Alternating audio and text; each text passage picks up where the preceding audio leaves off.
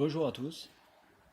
L'objet du cours aujourd'hui est de comprendre les diverses étapes de forgeage et de travail sur la section pour arriver à un objectif précis.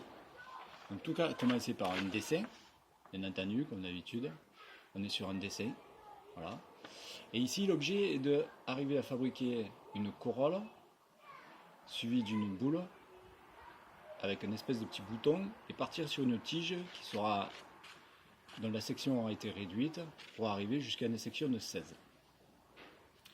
Parce que la section choisie pour la fabrication de là où va s'incorporer ce dessin est une rampe et les motifs de cette rampe ont été créés sur une section de 16 au départ.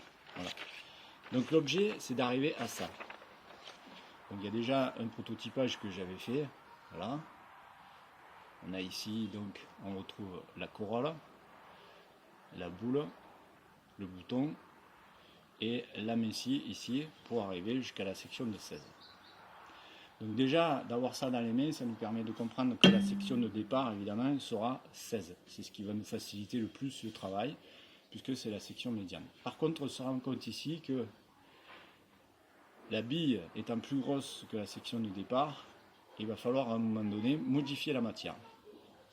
Donc, ce qui est important sur ce type de travail, c'est de bien analyser les différentes étapes et les endroits où on va répartir la matière.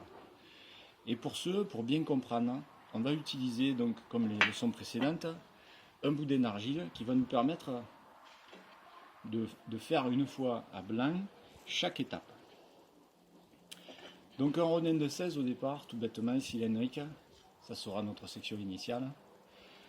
Donc on comprend bien que pour arriver à former une bille et pour avoir suffisamment de matière pour enrouler cette corolle, il va falloir en ramener de la matière.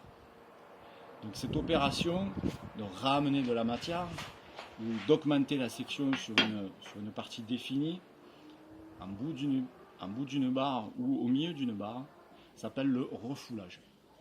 Donc ici, c'est d'arriver à déterminer combien il nous faut de matière sur une longueur donnée pour arriver à avoir la matière suffisante pour former, pour façonner et la corolle, et la bille, et le bouton. Alors par expérience, pour l'avoir déjà forgé, je sais qu'il va falloir obtenir à la fin une partie de 60 mm qui sera plus forte en diamètre et qui fera au moins le diamètre de la bille. Le diamètre de la bille fait 20. Pour être tranquille, on va refouler au moins à 22 mm.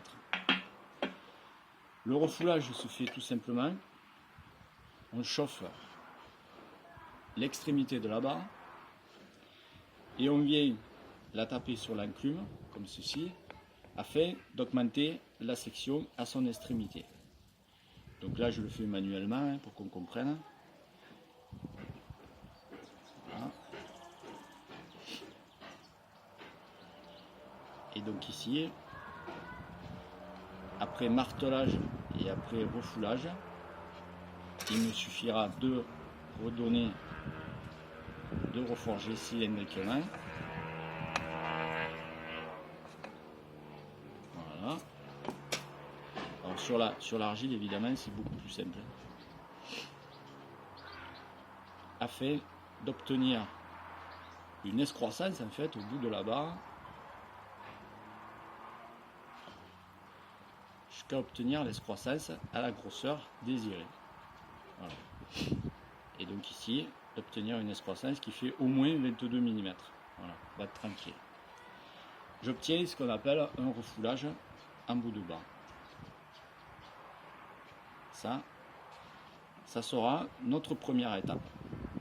Et à partir de là, je vais avoir la prise de fer ou la réserve de matière suffisante pour pouvoir former alternativement les différentes parties de l'extrémité de mon barreau. Donc la corolle, la bille et le bouton. Voilà pour la première étape.